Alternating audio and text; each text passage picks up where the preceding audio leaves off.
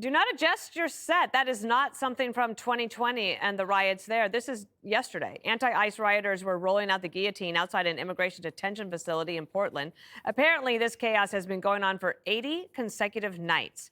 Residents say local police are refusing to intervene because the facility is tied to ICE.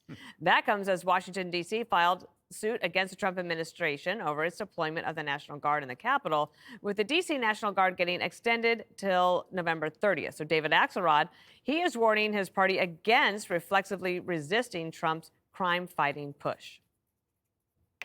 I would be careful about playing 28 politics on this issue because the right answer is we'll take all the help we can get as long as it's appropriate help, as long as it's stuff that will really help. I mean, these National Guardsmen aren't even trained to do that work. They're not authorized to do that work. So, send us the resources that we need. We want to work with you. If there are people doing violent crimes here who are illegal immigrants, we want them out of our city. We'll work with you on that. And he speaks as someone who knows a lot about Chicago and D.C. Kennedy, let's go to Portland first. So you could say 80 consecutive nights. Yeah. I mean, it's just like normal activity out there. Yeah, this is what's happening in ultra-liberal, progressive, stinky Portland, which was arguably one of the greatest, most vibrant cities in the country. Growing up there, it's the place where everyone wanted to live. My parents were Midwesterners. My dad got a job there. My family never left. They're still there.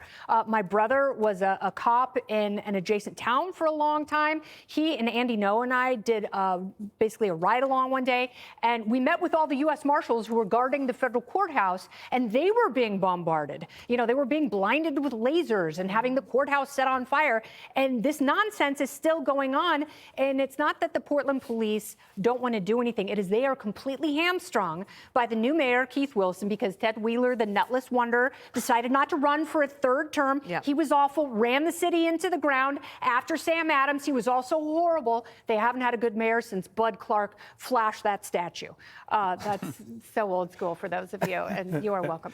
Okay, having said that, they are doing nothing to help or support law enforcement, and if law enforcement says anything, if they do anything contrary to what is deemed acceptable by the mayor and city council, they'll end their careers, and they will make sure that they 86 your pension. So they're holding the police hostage, and federal law enforcement are left to fend for themselves, and God bless them in the job they're doing. All right, so Jesse, should President Trump take that on? Portland doesn't exist, Dana. I mean, they do stuff there. We cover it. It doesn't matter. I've never seen a city like this. It's not even, is this in America? They have Antifa. They have gas canisters going off. They have ice guillotines. And it's like you just turn the page, nothing happens, nothing changes. I would send them to Portland, but I'd send them anywhere. And they're not arresting people. They're just standing guard, making sure no one gets wise. And that's what they're like parents, You don't mess around when you see the guard. If I'm a Democrat and I have the Obama strategist that won 2 elections tell me to do something, and then you have the strategy work in D.C., the D.C. mayor now is like, yeah, the guard can stay till Christmas, and blacks are begging for the guard in Chicago, I'd say maybe cooperate with Trump. But for some reason, the Democrats don't. They're in real trouble of doing what they did with illegal immigration. Remember, they denied it was a problem. They told people what they were feeling and seeing wasn't really happening, and then they got in the way of the solution. They're really the status quo party. They don't want to change anything on trade, education, interest rates, immigration, crime. That is a dangerous position to be in 2024, where you just want to have everything stay the same. So Harold Axelrod he always tries to gently advise the party. You have an even bigger platform to do so. And Mayor Bowser has said, okay, let me share the risk with President Trump, but also share the possible credit if it works. And right now, it seems in D.C. it is working.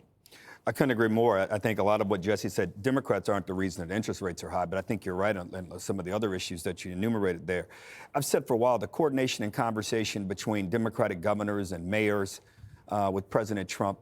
Can you imagine meetings like President Trump has with foreign leaders who come to the White House? the president sits with them and they announce something that is meaningful, impactful for their country and our country. They don't agree on everything, and you're not going to agree with the president on everything. But I think one of the things I agree with you most about Jesse, and it's really Dana's point here on this immigration, this issue of crime could very well become the border issue, what border was in 2024 for Democrats if Democrats don't get their arms around this. Axelrod, David was giving sound advice. This is not hard to do. And as I tried to say to some Democrats who seem so resistant to working with Trump, so resistant to being tough on crime, that the last time we had a national effort to address crime, it was done by a Democrat, by Bill Clinton back in the 90s. Can you imagine again, and I'll repeat it, a 2025 crime bill that ends no cash bail, that puts more cops on the streets, that gives us more jails, something Mayor Bowser said she wanted in Washington, D.C., more money for prosecutors to go after violent criminals, longer background checks for those who have challenges wanting to buy a gun. I saw today on another network, I hope they were wrong, that the DOJ, their sources saying they want to block transgender people from being able to purchase guns.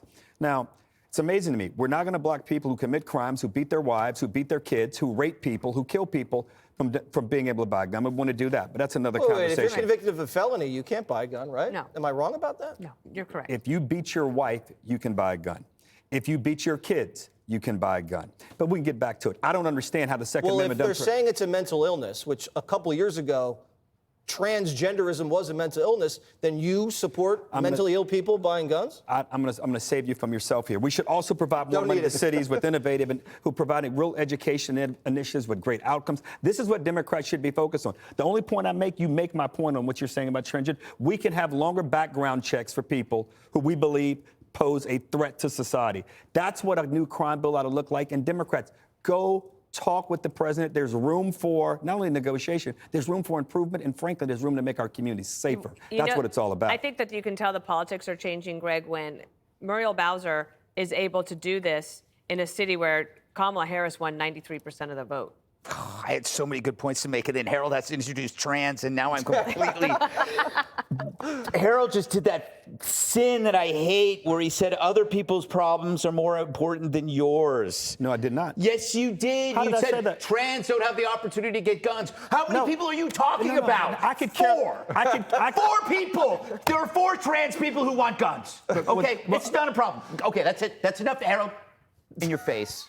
Portland is a country within a country, which is exactly what is desired by people who want to destroy a nation. Yeah. This is why these things are supported by dark money. You have enemies who want to destroy our ideas, the reason for being, and they partner with the hard left because they don't like America either. So this is what you get. Axelrod, he's like riding the fence like a squirrel with hemorrhoids. He says, yeah, we'll take all the help we can get unless, they're unskilled. What does that even mean? Would you deny help in a natural disaster, killing and injuring the same number of people? If you did, everybody would be against you because you're standing between suffering and the help to alleviate it, the relief. So what's different about this? Well, A, Trump is offering the help, so that's inherently racist. B, could it be that the victims don't rate because hurricanes strike people of all color? But these are just poor black people in a bad part of town. So, business as usual, as the black politicians say. This is something that's always been around. It's like a leader is offering to help and save the lives of minorities, and black leaders don't want to help black people because for some reason Trump is an old white man. It's reprehensible. I wonder, if Brandon Johnson's car broke down on a highway, would he deny help from a white guy in a Trump hat? Of course he wouldn't, but he makes the same choice. He makes a different choice for other people. All right, ahead, a liberal author shamed into silence over transgender sports. Greg's gearing up. Here we go. Click here to subscribe to the Fox News YouTube page to catch our hottest interviews and most compelling analysis. You won't get it anywhere else.